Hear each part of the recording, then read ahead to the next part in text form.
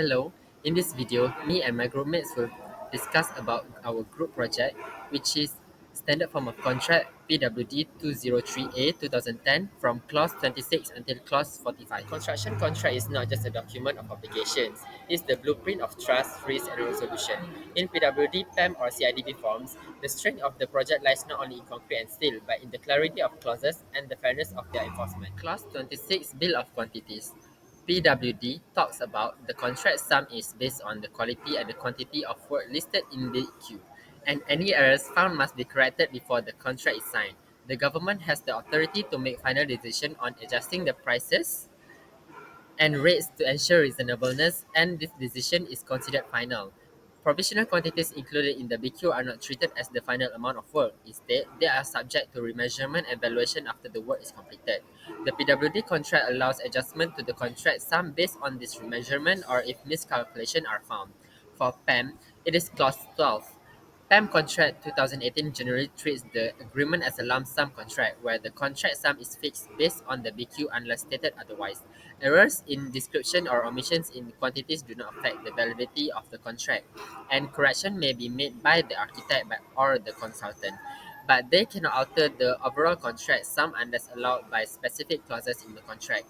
PAM also focuses more on contractor protection, limiting post-contract adjustment, while PWD gives the client, usually government, more flexibility and authority to manage price adjustment and BQ correction before finalizing the contract. For CIDB 2023, the clause is not stated for bill of quantities.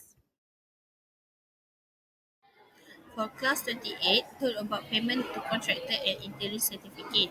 For PWD, told about the SO will make the initial appraisal of work after the contractor has completed it. Second, the SO must value the properly work. Third, the SO will be issued the interim certificate specifying the amount owed to the contractor from the government within 14 days on the conclusion of any sub-appraisal. Fourth, interim certificate will be equal to the estimate total value the work that has been properly completed. Fifth, unfixed material and good provided and delivery by nominated supplier.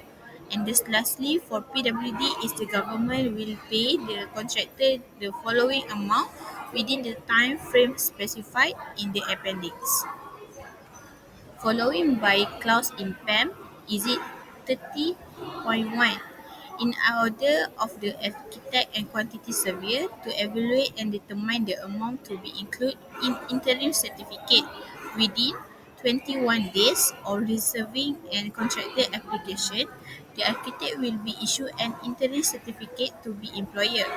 For 30.2, subject to any stage payment agreement between the parties, the amount due in interim certificate will be the total value of the work that was properly completed. In the clause 28 for CIDB, clause 42.2 is told about the contractor submit a statement showing the work done and the material on site. Then the superintending officer check and issue the interim certificate within 21 days, starting how much should be paid. Payments are made regularly based on the schedule in the contract. If the amount is too small, the officer does not have to issue a certificate. The employer must pay on time and the contractor can claim interest of To effort. continue, I will compare the key aspects of Clause 29 adjustment of contract sum from different construction contract standards. First, Clause 29 of PWD mentioned that the conditions for adjusting the contract sum due to extra cost or loss, and any adjustment, whether addition or deduction, it must be certified by superintending officer. The, the extra cost includes utility fees such as water, electricity, telephone, and sewage costs, both temporary and permanent. Besides, underpen with quantity, clause 13.1 emphasizes that the contract sum is fixed and cannot be changed unless explicitly allowed by the contract. Any price modification must adhere to the specific provisions of the contract, and then and any unauthorized or arbitrary changes to the contract price are not permitted, and any arithmetic or pricing errors must be corrected by architect or consultant. Lastly, Clause 1 of CIDB 2023 also maintains that the contract sum is fixed unless stated otherwise. Adjustment to the contract sum are allowed under specific provision, including variations, provisional and prime cost sum, and compensation events, and statutory change. As we can see, while each of these standards focus to ensure the contract sum is fair of the actual cost, they have Clause 31 talks about final account and payment certificates. In PWD, contractor must submit final payment claim within 3 months after CPC. If late, the SO will prepare the final account using available info. Contractor has 30 days to object with reasons. Final certificate issued within 30 days after agreement or no objection. Employer can deduct with proof, for example, receipts and vouchers. Contractor must confirm salaries, EPF, SOCSO are paid before the final payment. In PAM, the contractor has 6 months after practical completion to submit documents. If not submitted, architect or QS will prepare the final account within available info. Both employer and contractor have 3 months to raise any objection. Final certificate issued within 21 or 28 days after last certificate. Deduction like LED or interest handled separately from final account. No need to submit proof of salary or contribution payments. In CIDB 2023, final account must be issued by SO within 90 days after CMGD. If contractor delays submission, SO will use available info to finalize. Contractor has 30 days to object within reason. Final certificate issued within 30 days after agreement or no objection. Employer can deduct amounts with proper documents. No need to provide salary, EPF, or SOCSO For declaration. clause number 32, effect of SO certificate. For PW contract, this clause explains that the certificate issued by the SO is not a final decision. For example, after the contractor receives a certificate for complete roofing work, only occurs several months later, the contractor is still responsible for repairing the damage. So, the SO certificate does not relieve the contractor from liability for defects in the work. For prime contract, there's no clause stated in the contract. For CIDB, the number clause is 43.1. This clause explains that the certificate issued by the SO is not a final decision. For example, even if the SO issue a certificate for complete work, it does not mean that the work is free from defect. The contractor is still responsible for correcting any defect even after receiving the certificate. Clause 33 deduction from money due to contractor. In PWD, government can deduct money owed by the contractor from any payment applies to this contractor or other contracts with the same contractor. No need to give notice before making deduction. Government can also use legal action to recover money. In PAM, deduction are only allowed for specific reason listed in the contract. Employer must give 28 days written notice with full details. Contractor can dispute within 21 days. Only undisputed amounts can be deducted. Employer can also go to court or adjudication. In CIDB, employer can deduct debts owed under the same contract. No detailed procedure like PAM, but not as broad as PWD. No need for prior notice like PAM. Employer can still use legal action to claim the For money. the class 34, prime cost and provisional sum, on PWD told about deducting the relevant prime cost and provisional cost sum for the contractor's sum and replacing it with the actual amount. Second, the SO may specify the dates, quantities at which the provisional sum to be used. Third, if the SO determine any works need to be supplied for which provisional sum are listed in the bill of quantities. And the lastly on PWD is about the event that the SO willing to accept bids from the contractor for any all the work the contractor directly perform. In the PAM, Clause 11 told about the variation for prime cost sum and provisional sum. It means any changes to the original work such as adding, removing, and changing parts of the work, material, or design.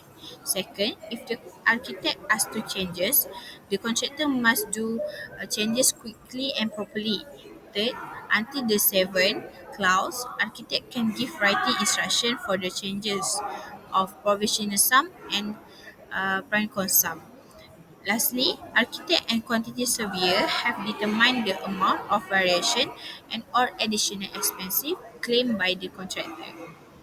And lastly, for CIDB is clause 41.2. For every provisional sum, the superintending officer has the authority to instruct the contractor. Second, the superintending officer has been absolutely direction to treat any provisional sum in the contract as a prime cost sum. After that is clause 435, materials, good and workmanship. For PWD contract, the number clause is 35. That means emphasize the use of materials that comply with specification payment of tax and royalties by contractors and the needs and to be provide samples. For PEM contracts is number clause 14. Focus on ownership of materials where the materials become the property of the employer after being paid for and delivered to the site. But the responsibility for damage or loss of materials still lies with the contractor. For CIDB contract, the number clause is 15. Emphasize material specification and standards, requirement for approval from the SO before use, and repair of replacement of materials that do not meet specification at not additional cost unless directed by the SO. After that is clause for number 36, inspection and testing of materials, goods and equipment. For PWD contract, the number clause is 36. Requires the contractor to carry out tests direct by the SO and bear the cost of repairs if the material does not comply with the specification. For PEM contract, the number clause is 6. Emphasize the contractor's responsibility to provide sample document and bear the cost of testing if the material does not comply with the contract, even if the material has not been used. For CIDB contract, the number clause is 21. Requires the contractor to conduct a test on completion, and if it fails, the contractor must repeat the test and bear all costs and repairs before the work is recognized as complete. Next, I will talk about Class 37 construction plant, equipment, vehicle, and machineries. PWD mentions that the contractor is fully responsible for all charge when bringing equipment into or out of Malaysia.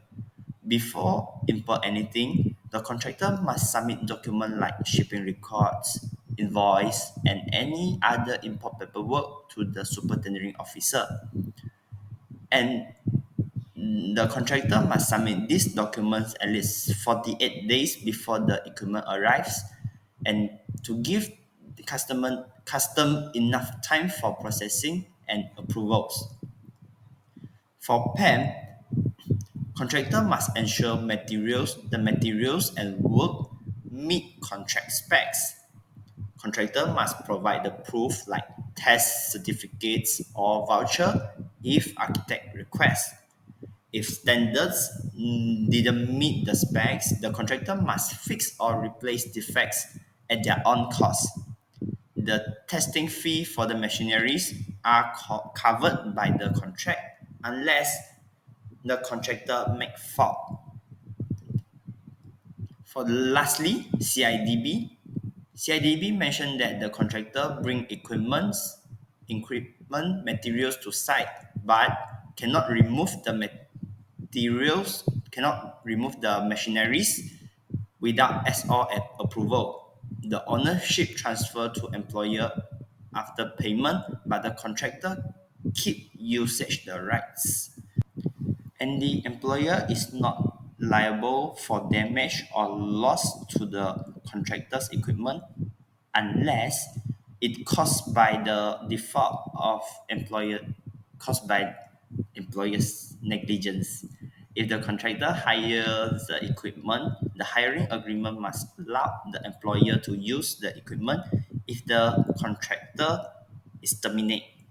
Upon the project completion and the defect rectification, construction asset revert to the contractor unless termination costs apply.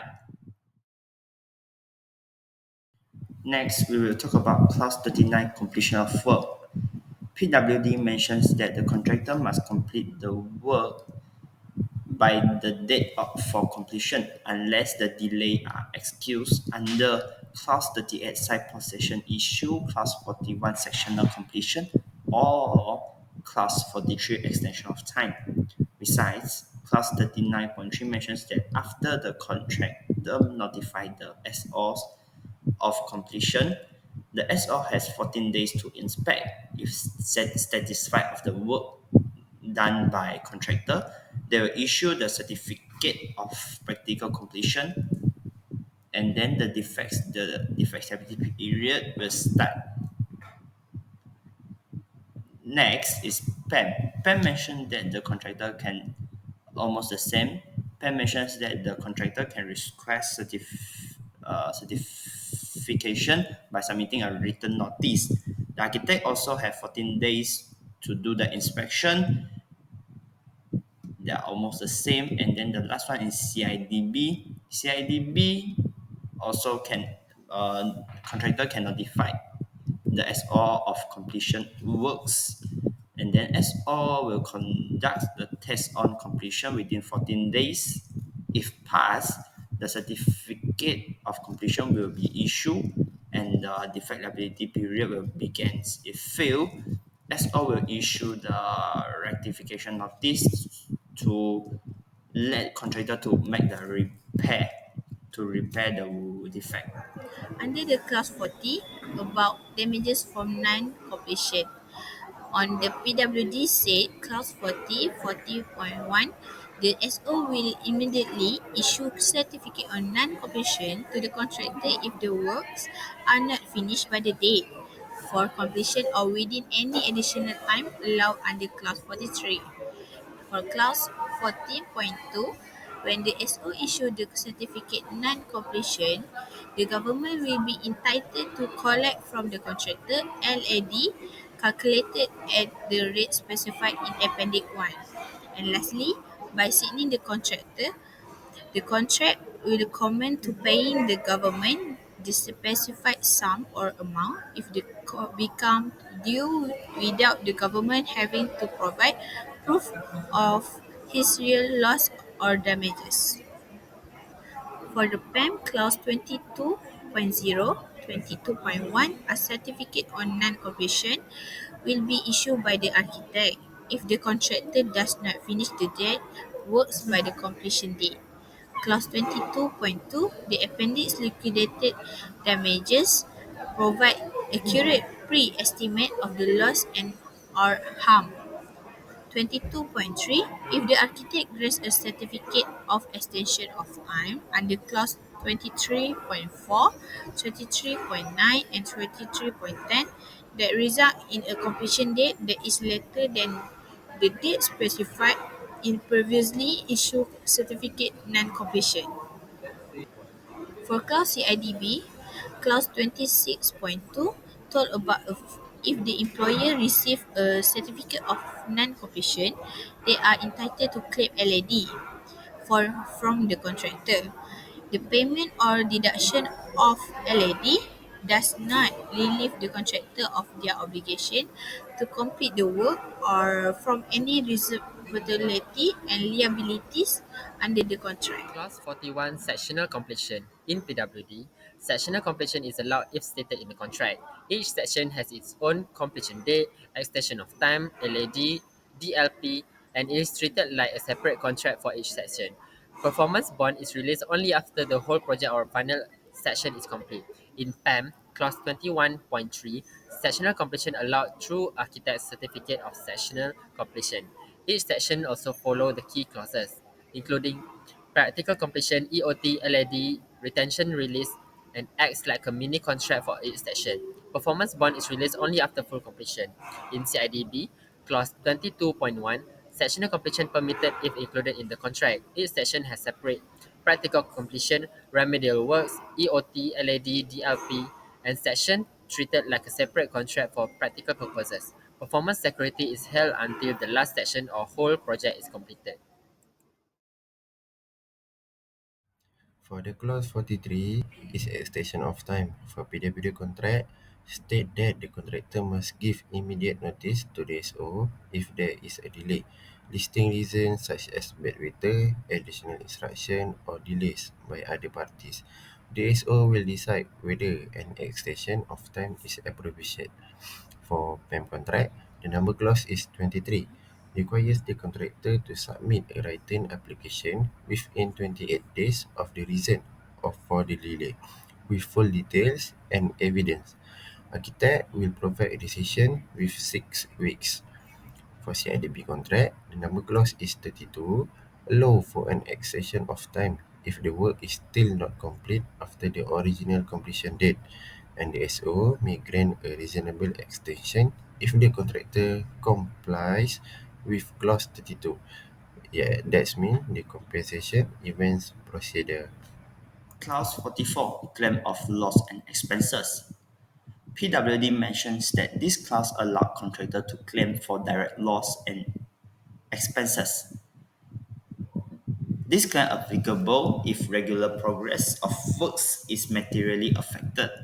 For example, of the affecting delays, the variation ordered by superintending officer, disruption caused by the employer, and the contractor must submit the written notice to SO within 30 days of the delay event. Clause 44.2 mentions that the contractor must submit a written notice to the architect within 28 days. The notice must include an initial estimate of the claim and the supporting calculation. If contractor failure to submit, then they will lose the right to claim. Clause 24.2, and all the relevant records must be kept until all claims are fully resolved. Lastly, CIDB, Clause 42.3, the submission deadline. Contractor must submit the claim within 30 days after the certificate of making good defect is issued, and the claim statement must follow the prescribed format and outline the final amounts the contractor believes they are entitled to under clause 42. Supporting documents, if not previously submitted, must be included in the final claim statement. And the assessment by superintending officer, if documents are inadequate, the superintending officer may still assess and certify a reasonable amount. If contractor failure to submit on time, the employer may issue a 30 days extension. If the contractor still fails to submit after this period, the SO can proceed to prepare the final account based on the available information. The lastly clause that we will present about clause 45 is that talking about investigation by the government and other person in case of accident, failure or other event. This clause is stated on PWD clause 45 if there is an accident failure of any problem related to the works and the government or someone it appoints want to investigate, the contractor must help.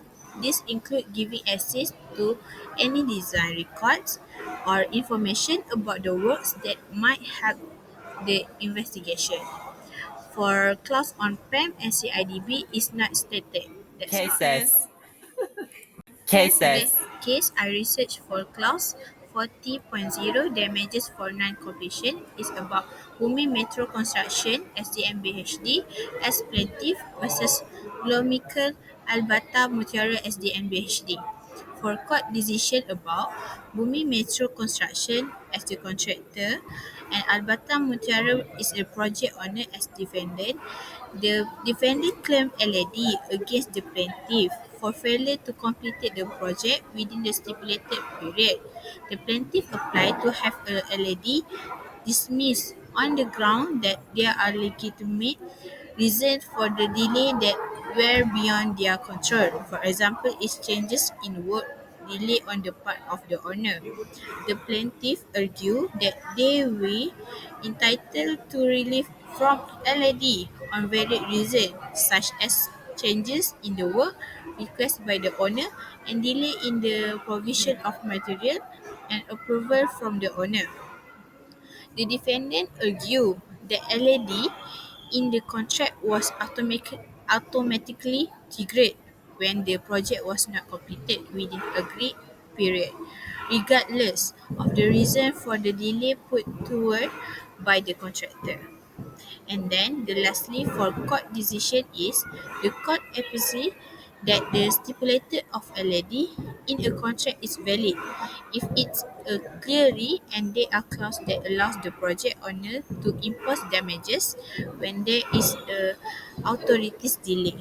LAD are imposed on contractor because they fail to complete the project by the agreement completion date despite several delay factors explained by the contractor. For the case of extension of time, the name is Glenlyon Construction Ltd versus the Guinness Trust, 1987. The background case, Glenlyon Construction Ltd, the plaintiff, was a contractor working on a construction project for the Guinness Trust. The Guinness Trust is the defendant. Glenlyon Construction Ltd claimed that it was entitled to an extension of time due to delays that were beyond its control. The Greenwich Trust, on the other hand, refused to grant an extension. The central issue in this case was whether Glenlyon Construction Ltd was entitled to an extension of time for the completion of the project. The court decision, the court ruled in favor of the Glenlyon Trust. Glenlyon Construction Ltd failed to properly follow the procedural outline in the contract for requesting an extension of time. The contractor did not give proper notice within the required time frame, which ultimately led to the rejection of an extension request. Clause 39, completion of work. The plaintiff is Seremban Engineering Sdn Berhad and the defendant is consortium contractor Tenaga Tiga Melayu Sdn Berhad. The plaintiff Seremban Engineering alleged that it had sustainably completed the work under subcontract was therefore entitled to the final payment and the release of redundant sum. However, the defendant contests this, arguing that the work were incomplete and defective. The subsequent exercise is right to terminate to subcontract on the ground of non-performance. The court rejected the plaintiff's argument that the remaining were minor or caused by external factors. Instead, it included that the delay and substandard quality were primarily due to the plaintiff's own action and omission. As a result, the court affirmed that the defendant was entitled to terminate the subcontract and that the plaintiff had no primarily due to the plaintiff no legal basis to claim the final payment or retention amount. For my case, I choose clause 31, which is final account and payment certificate.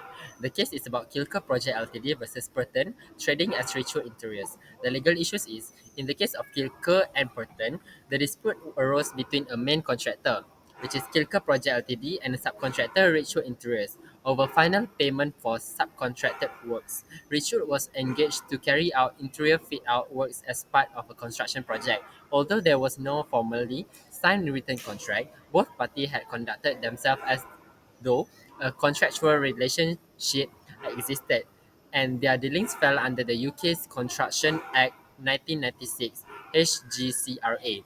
After completing the works, Richwood submitted a final account claiming a specific sum for the completed project.